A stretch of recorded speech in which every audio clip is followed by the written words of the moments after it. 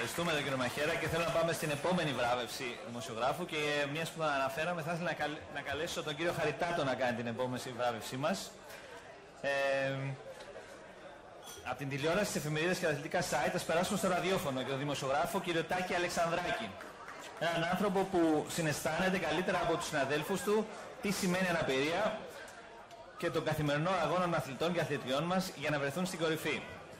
Τον ακούμε μέσα από τη συχνότητα του Α989 στην εκπομπή του με τίτλο Παρέα και Α96,5 της Θεσσαλονίκης. Η ραδιοφωνική συνέβρεσή του με τον δημοσιογράφο φίλο του παραπληκτικού κινήματος Σπύρο Χαριτάτο προσφέρει μια διαφορετική νότα στο κομμάτι της ενημέρωσης σε σχετικά θέματα με τα άτομα με αναπηρία.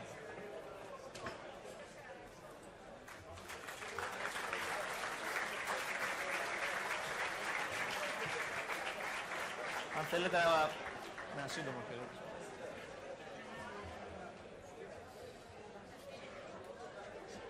Καλησπέρα σε όλους. Να ευχαριστήσω για τη μεγάλη τιμή που μου γίνεται από την Ελληνική Παραολυμπιακή Επιτροπή και από την Εθνική Αθλητική Ομοσπονδία των Ατόμων με Αναπηρίες.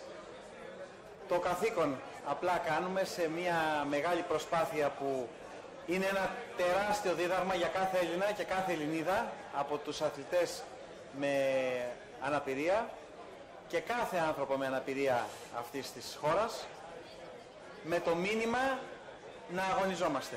Σας ευχαριστώ.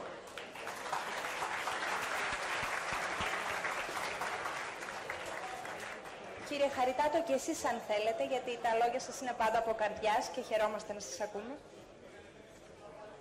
Καλησπέρα. Πέρσι είχα μιλήσει πολύ και δεν πέρασα καλά στην έξοδο, οπότε χιούμορ κάνω.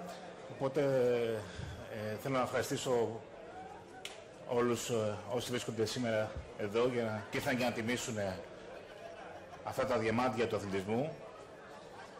Θέλω να σας πω ότι θαυμάζω αυτό που κάποιοι θεωρούμε απίθανο, το κάνουν απόλυτα πιθανό, και να ζητήσω συγγνώμη στο κομμάτι που μπορεί να με αφορά ως ένας εργαζόμενος στα μέσα μαζικής ενημέρωσης για το γεγονός ότι τρέχουμε εύκολα στις χαρές σας, αλλά επεκφεύγουμε πανέξυπνα στη μοναξιά σας. Ζητώ συγγνώμη και πάλι συγχαρητήρια. Γεια σας.